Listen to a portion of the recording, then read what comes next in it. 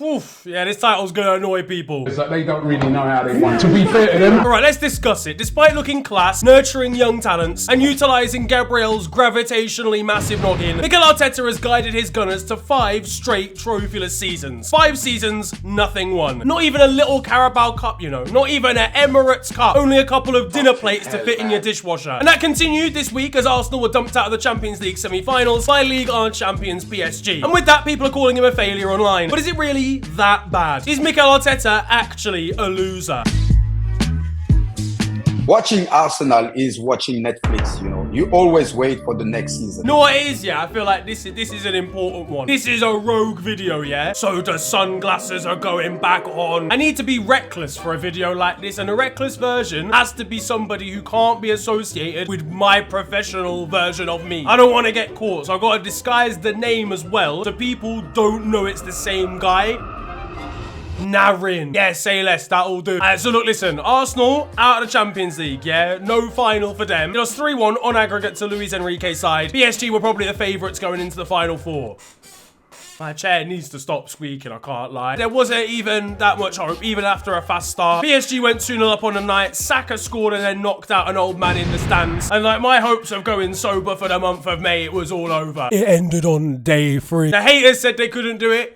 The haters were fully onto something from the get-go. After the first leg, alright, Arsenal fans said the problem was Thomas Partey. Yeah, he was the problem in the second leg as well. It turns out that Arsenal needed, you know, a predator in the final third of the pitch because they had multiple chances, like in the first half, and obviously with the Saka chance in the second half. Now, PSG did as well. We'll come on to that later. People saying they were missing Havertz. They probably were up front. Though if you're relying on Kai Havertz to be your main central focal point of goals, then that's the problem, really. But to be fair, his Champions League record has been all right. And the thing is, you know, when you're on top against PSG, yeah, you've got to capitalize. And they didn't. And trust me, I know, we played them as well. And a very similar thing happened. Probably with less chances, actually, in our favor. In part, though, this was due to Gianluigi Donnarumma, whose highlights for this game were crazy. He is literally there, on site, ready to ruin any single big moment in Bukayo Saka's life. That man will turn up to his wedding and kidnap the bridesmaids for facts and then ship them to Ecuador. Because Bukayo turns into a completely different man when he's within an 8-yard radius of the big gangly Italian man. It was an incredible goalkeeping display, especially given what he's actually like on a day-to-day basis in Ligue 1 half the time. But it was like a big contrast, you know, after all of the incredible football we got on Tuesday night between Inter and Barcelona, we've got Tony Teta over here doing up long throws into the area in a Champions League semi-final. He thought PSG played in Ligue 1, not Ligue 1. At least Rory Delap was proud seeing this display on his TV screen. And it's fair to say Mikel Arteta actually runs out of ideas when his side needs to score a goal. Arsenal fans, look, listen, yeah, it's admirable getting to a Champions League semi-final, but they were giving it the big one, okay? Saying nobody would care if Liverpool won the Premier League if Arsenal went and won the Champions League. I guess we'll never know.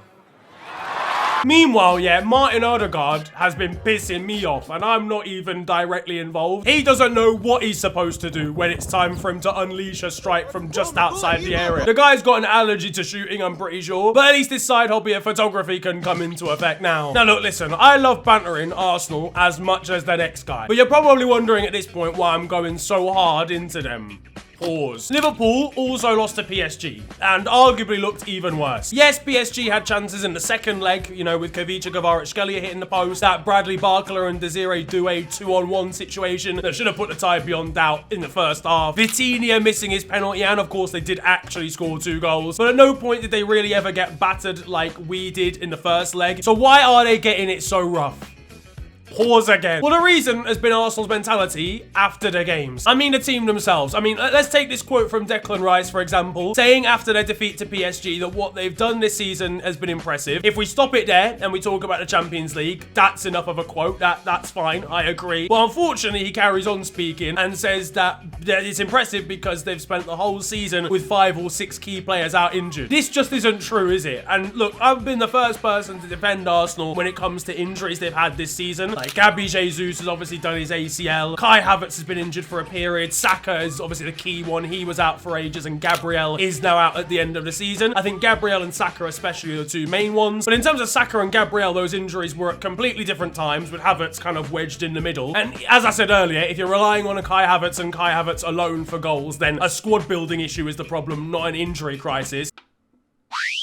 I shouldn't drink Red Bull, you know. Do you know how much ADHD I have? A lot. It fills up my whole left shoulder blade, yeah. That's not something to be joked about. But even still, right, even if we just pretended, right, that Saka, Gabriel, and Havertz were actually all out at the same time, that is 3 key players, not 6. What are we even doing here? Are we counting Tomiyasu, Kieran Tierney, Ricardo Calafiori? Like, making up that you've had 6 of your best players out for the entire season or a long period of it doesn't help anybody. Who out of these players were injured against PSG? What, Havertz and Gabriel? Cool. It's expected to have 2 injuries by the end of a Champions League campaign. You know, Dembele's been injured for a little while for PSG. He didn't start the game. Yes, at times during the season, they've had more injuries than what they do right now. Maybe I'm just being a little bit harsh, but they've not even had the worst injury crisis in North London this season. It's been bad and definitely worse than Liverpool's, you know, when it comes to a Premier League title race. I'm not even going to pretend that. But this doesn't help from Declan Rice. If you're an Arsenal fan and you've just found my channel, you might genuinely think that for me, Arsenal going out is like a hate watch of the century. I hope it's not coming across like that. I hope I'm coming across like I actually have a brain to speak of. I'll be so real, yeah?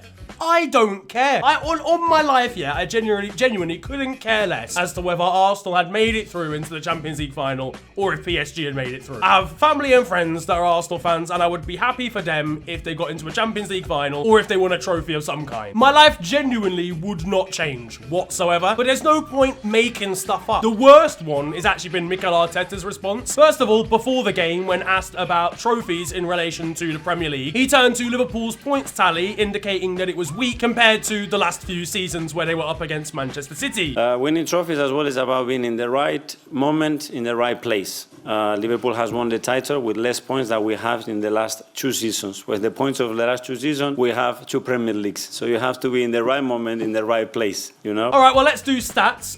The points after 35 games. For Arsenal in the 22-23 season, Arsenal had 81. For the 23-24 season, Arsenal was sat at 80. And for Liverpool season right now, after 35 games, we are on 82. So we are currently on more points than Arsenal were at the same stage this season over the last 2 seasons when they were actually in the title race. We also finished runner-up in a Premier League with like 92 points and then 97 points. When you're up against Manchester City, the fact of the matter is, they're psychopaths. You've got to score at least 90 points to even get close to beating them, unless they have a season like this campaign, but we'll get on to that. Jurgen Klopp didn't turn around and go, oh, well, mad, we deserved it this season because in 09, you only needed a certain... I do get where he's coming from. The competition for the league has not been as strong this season. That's obviously a fact, but that's not our fault. But then even worse, after the PSG game, he said that Arsenal were the better team across both legs. Where? Which legs? God, they're not mine. I know they're not mine. My knee injury wouldn't facilitate all those sorts of opinions. They haven't been the best side over these 2 legs. They got run about in the first half of the first leg like they were a border collie on a lead. The second half, they came back into it with some big chances and some big saves from Donnarumma. The Trossard one I'm thinking of specifically. But then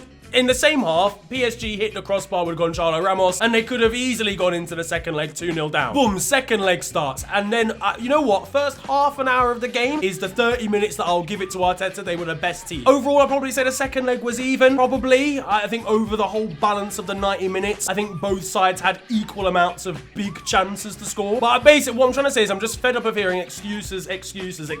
So what I will say is the PGMOL, yeah, Arsenal, I don't know what you put in their cereal this season because they hate you, bro. And that brings us on to big club prizes because he hasn't won any. And that's what this video is about. Sorry, I kind of got lost in the source of the Champions League there. Mikel will probably point to injuries and the PGMOL as the reason why they lost the Premier League. And they have been unlucky with both. If you watch any FTW episode of mine this season, you'll know I've been saying that from the jump. It's been crazy. Some have been, you know, some of the contentious decisions I think Arsenal fans overblow. Some of them, like Lewis Skelly, I still think the Declan Rice read at the start of the season was harsh, given there's been no consistency on that rule since then. As I said at the start, I think the injuries thing has been overblown by Declan Rice specifically and by Mikel Arteta. They've been unlucky with them. Arsenal were 5th when Bukayo Saka got injured, and since Bukayo Saka's come back, they've been shit. They're further away from us than they were when he came back from his injury. And I'm not saying he's the reason. I'm just saying that no matter who's been out on the pitch, I just don't think Arsenal have been quite good enough to do the job. They've got 3 wins in their last 10, for fuck's sake. That's awful form at the end of a Premier League season if you want to win it. And then, as I said earlier, the Champions League, I actually have been impressed by them. Like, their group stage run, exciting, goals galore. Since then, they've run through teams. You know, the Real Madrid aggregate scoreline was super impressive. But, you know, whilst whilst we're here and we're talking about Mikel Arteta's trophy history, let's actually break down all the trophies that he hasn't won with Arsenal. And I'm not going to talk about his half season because he won the FA Cup obviously during that time, so props to him. But it wasn't his team, he was thrown in at the deep end, and I'm just not going to judge him for the rest of the things that happened whilst he was in charge during that time. So let's be real, they weren't in the hunt for the Premier League for a while. His first full season, bad. 4 wins in their first 14 league games. COVID Arsenal was honestly one of the funniest things I've ever witnessed in football. Mikel Arteta was ready to kick host signed-a-ting Pierre-Emerick Aubameyang into the River Thames, and in the end they did at least recover somewhat to finish 8th. 21-22 season next, progress, genuine progress. In the race for the top 4, they didn't have European football to focus on. They'd end up slipping up right at the end and finish 5th, but honestly, not a bad second effort, again, in a transition period. So 22-23 comes around, and we're all kind of surprised, because now Arsenal are top of the table, a surprise run. Not many expected them to even be in a fight for winning the league. So when they led from game week 3 to game week 33, almost completely uninterrupted, you know, we were getting concerned, get me, because Arsenal aren't allowed to have nice things. So yes, it was a young and exciting team full of character, but not much experience, especially when it comes to an actual title race, and that showed. 3 draws in a row, including a disaster where they conceded 3 to basically already relegated Southampton, culminated them in them getting absolutely battered by Manchester City. The writing was on the wall. They lost 2 more times before the end of the season, and having led for 80% of the Premier League season, they bottled it right at the end. There was no other way to describe it. So after recording this, kind of realised I was pretty harsh here, to be honest with you, because I didn't actually mention the context of William Saliba's injury, which was absolutely massive in terms of the timing at the end of the campaign, and obviously the fact that William Saliba was having his breakout campaign, and the lack of depth or lack of quality to replace it, which ended up being Rob Holding, as well as the fact they just weren't as defensively sound from that point onwards. So ultimately, I think a lot of bad luck has got to go into this one, because a crucial injury at that time of the season really did hurt them. So we'll chalk that one down to bad luck rather than a bottle job. I mean, it's kind of a little bit of a bottle job as well, but they should have won the league, but it was a lack of experience in the side, and for Mikel Arteta as well, let's not forget. This is his first managerial role. Let's give them another chance next season. Then next season comes around, and they'd had a season now to fight against Manchester City. They led the league for a while in the mid to late season, then they lost to Aston Villa, and therefore blew it as a superhuman Manchester City pipped them to the title by 2 points. Now, you could say this was a bottle again, but I disagree. From game week 21 onwards, till the end of the season, drew 1 game and then lost to Aston Villa. That's Arsenal's fault. That is sick. That's mental. That is a 17-game run where they won 15 of those 17 games. The problem is, when you're against the Man City side that wins every single game, that isn't good enough. For me, that can just get chalked down to Man City being fucking amazing. Of course, it was painful, but tie that sort of run together, 24-25, the season we just had, and they're winning the league. They should have won the league. Man City disappear into thin air. On the back of that run that you had second half of last season, Arsenal have to win the league. Boy, I'm hot, you know. I don't mean like that, man. I know all the females were looking at me as you can get a look at Narin here. Don't watch that. There's no government papers. None. I don't exist on HMRC. We talked about the Premier League in great detail. Now let's focus on the other tournaments. So the Europa League, in 2021, they got knocked out by Villarreal in the semis. Now I want to read to you the squad, okay, that played Villarreal. And I'm going to tell you right now, yeah, we're writing this one off. A back 4 of Callum Chambers, Rob Holding, Pablo Mari, and Granit Xhaka playing at left back is enough to put anybody who witnesses it into Guantanamo Bay. That's mental. That is absolutely crazy as a lineup. With Dani Ceballos, who got sent off in front of them. Nicolas Pepe actually got a goal in this game. Smith Rowe was playing up front. I remember this game happening, but I don't remember this being the starting 11 at all. Aubameyang was on the bench. I'm guessing he was doing up terrorism during this time, so he didn't start. Gabriel is actually on the bench. Now, to me, that doesn't make sense. I don't think Pablo Mari has ever been better than Gabriel. I don't think that's ever happened. Gabriel had just been born. Pablo Mari was not better than him. But this is a Villarreal team that had Rulli in it, Pau Torres, a very good Raul Albiol at the time, Samuel Chukwueze, Dani Parejo, Paco Alcacer. It was better. Villarreal's team was better, and they were being managed by Unai Emery as well. Then, of course, 21-22, they weren't in Europe at all. 22-23, they were in the Europa League again, and they went out to Sporting in the round of 16. Now, this one, they kind of threw. They were obviously leading the Premier League, and I think they just wanted to full focus on the Prem. The game was in March, so they just rested all their best players. That is just bad use of resources. They obviously lost on penalties. I think that's ultimately an example of them not being able to juggle competitions, and I think that's a big reason why Mikel Arteta has not won anything yet. But we'll get to that in a second. Now, though, on to the big boys. Champions League, and up for 23-24, they went out to Bayern. Now, they came close and gave it a serious fight. If you're ever going to beat Bayern, it's a season where they don't actually win the Bundesliga. But again, like Bayern are a formidable team. They had very good players. Harry Kane was playing for them by this point. They were beaten by 1 goal. I don't think this is a bottle particularly. They have some weird juju with Bayern Munich anyway. And obviously for this season, I've spoken about PSG, which I think was actually an impressive Champions League campaign from Arsenal. But now we're going to get to the point where you're going to realize that Mikel Arteta really should have won something by now. The cups, Jesus Christ, these lot can't put a cup run together. 2020-21 season. Okay, so this is his first full campaign in charge. They go out of the FA Cup 1-0 to Southampton in the 4th round. They then lose in the Carabao Cup quarterfinals to Man City on pens, but they beat Liverpool in the round before. Impressive. 21-22, they do the No More Red campaign. They go out to a team in red. They kind of forgot about that part. Yeah, Nottingham Forest in the Championship. Nottingham Forest, by the way. They lose in the Carabao Cup semi-finals over 2 legs to Liverpool. 22-23, they go out in the FA Cup 4th round to Man City, and in the Carabao Cup 3rd round to Brighton. 23-24, they're going out in the 3rd round again to Liverpool. Then in the 4th round of the Carabao Cup to West Ham. And in the current season, they go out in the 3rd round to Manchester United, and in the semi-finals to Newcastle, where they got absolutely boxed up. 2-0 over both legs, 4-0 on aggregate. They've also not scored in their last 6 semi-finals before the game the other day against PSG. Now, what you might think on paper, having read some of those teams out yet, is first of all, the fact that they haven't got past the FA Cup 4th round in any of Arteta's full seasons. All 5 of them. That is shocking. Given the quality that Arsenal have, I don't care about draws. They could get drawn against Man City every single time. But speaking of Man City, they do appear a couple of times there, and you might think, there's some difficult draws there, and that's why they've gone out early or haven't won a trophy. Arteta's Arsenal have been knocked out of cups by West Ham, Olympiacos, a 10-man 14th place Manchester United, Villarreal, Sporting, Southampton, Nottingham Forest in the Championship, and Brighton. This is bad news. It's either bad squad management from Mikel Arteta and choosing teams that are too weak and underestimating opposition, or just not being able to deal with multiple competitions at the same time, which in itself is worrying from a managerial perspective and also from a recruitment perspective. Oh, they announced the Pope. Is it the black guy? It's not the black guy.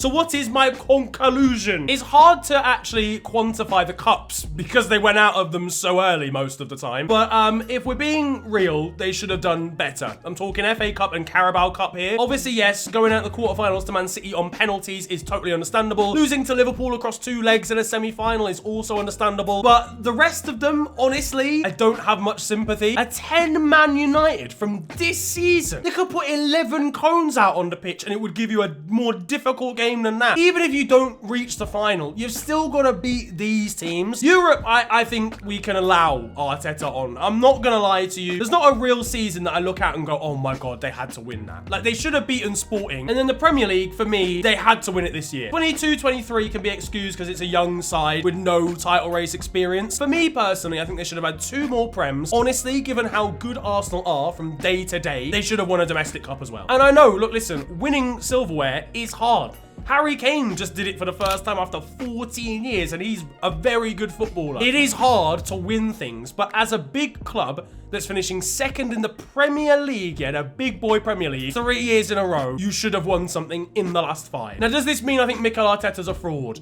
No, I think he's actually a very good manager. What I'm gonna say, yeah, might sound harsh, and it's still, the jury's still out for 1 more season, by the way. But I'm gonna give him his flowers. I think there are different types of managers in this world. I think there are some managers that you associate with winning loads of things, like Pep Guardiola, Jose Mourinho, Sir Alex Ferguson. And then there are managers that are very good at building a project and turning the fortunes of an entire club around. And that, by the way, is just as hard, if not a harder job than just winning things. Taking a team of misfits, yeah, that are lucky to finish 8th at an establishment like Arsenal and turning them into a competent side 5 years later that are in the Champions League semi-finals, that finished 2nd in the Premier League 3 times in a row and have some of the best players in the world in them is good. It's a balance of good recruitment, good like energy and squad building and building a mindset at a football club, and obviously good managerial ability and tactics as well. But some of those managers don't have that final spark that means they win things. I think Arteta is that type of manager that's able to build an amazing core and ethos around a football club that changes it from underperforming to overperforming. But winning things, I'm not sure. I'm really not sure if he's that guy. Who would I rather manage my football club in the final of like the Champions League or the FA Cup? Honestly, Unai Emery, genuinely, over Arteta. Either way, God, I've been ranting for time. Jesus Christ. They're gonna knock on my door, fam. They're gonna know that it's me, that it's sunglasses Nari. I haven't got a birth certificate, bro. They're gonna find me. What I'm saying is, yeah, boom. Tell Arsenal fans, talk to me, yeah? What do you think? Is Arteta the guy? Does he need one more season, or has he proved already that he's not the man to win the Premier League for Arsenal? I've got to go, fam. They're here. I hear the chopper outside. 750k, I'm testing out my knee. Let's get this video to 7,000 likes. Arsenal fans, please don't hate me. I'll catch you in a bit, fam.